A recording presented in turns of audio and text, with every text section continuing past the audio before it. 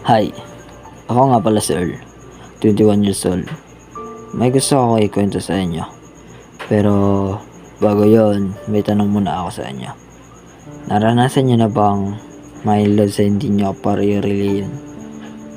Ako kasi, Katolik ako tapos nahulog ako sa isang babae na Iglesia ni Cristo. Itago na lang natin sa pangalan na Ling. Sabi nila, bawal daw yun eh.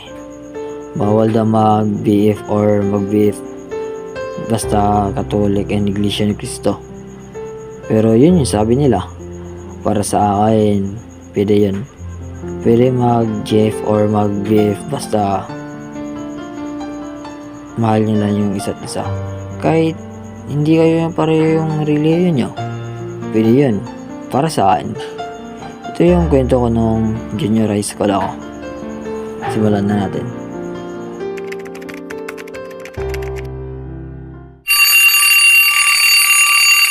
Ay, umaga na. Ang bilis talaga ng oras. Wait, anong oras na ba? Wala, alas 5 na.